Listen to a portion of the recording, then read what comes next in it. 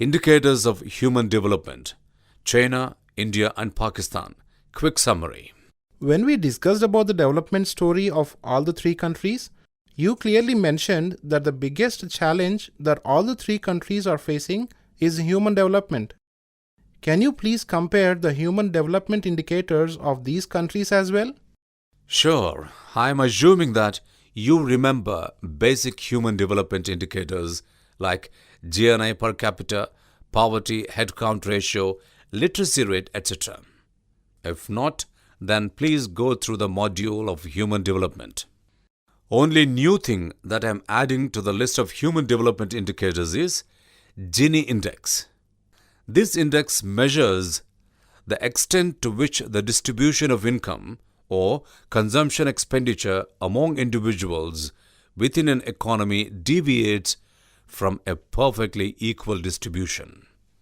Gini index of 0 represents perfect equality, while an index of 100 implies perfect inequality. Let us look how China, India and Pakistan have performed in some of the selected indicators of human development. Table shows that China is moving way ahead of India and Pakistan in almost all aspects of human development except reducing inequality parameter, whether it is income indicators such as GNI per capita or proportion of population below poverty line, or health indicators such as infant and maternal mortality rates, life expectancy, sustainable access to safe drinking water and sanitation, or education attainment indicators like literacy rate and number of years of schooling. China has marked great progress everywhere. Indicators of human development: China, India and Pakistan. Quick summary. China's rank of 101 in human development is far better than India, that is 134, and Pakistan, that is 145 respectively. Despite having world's largest population, per capita gross national income for China is $4,940. It can be attributed to significant and consistent economic growth in the last 2 decades that has resulted in a whopping GDP of $7.8 trillion. Although Gini index value of 42.5 shows the prevalence of inequality in the country, in other words, it shows that this whopping national income is not equally spread across the population and the divide between rich and poor is increasing. India, with value of 33.5, is also facing the problem of inequality. That is why the theme of 12th Five-Year Plan is inclusive growth, which focuses on taking the fruits of development to common populace.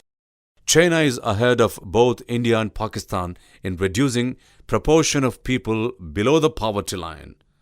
As per the latest World Bank estimate, 13.7% of population in China is living below $1.25 a day, whereas in India, staggering 32.5% of population lives below $1.25 a day. Both India and Pakistan are not able to save women from maternal mortality. In China, for 1 lakh births, only 37 women die, whereas in India and Pakistan, more than 200 women die. Infant mortality rate in China is lowest at 16 for every 1,000 new births, whereas both India and Pakistan reflects higher mortality rates at 46 and 62 respectively. Life expectancy in China is at 73.4 years, whereas in India and Pakistan it is approximately 65.4 years. India is still unable to provide improved sanitation facilities to approximately 2/3 of its population and is far behind than Pakistan and China in this aspect. One commendable thing about all the three economies is that they are able to provide access to safe drinking water to 90% of their population. This will surely help in reducing the incidence of infectious diseases. Literacy rates of China is at 95%. India, with literacy rate of 74%, is also catching up faster. Indian government has put several measures to effectively improve the education scenario in India and to achieve 100% literacy at much faster pace.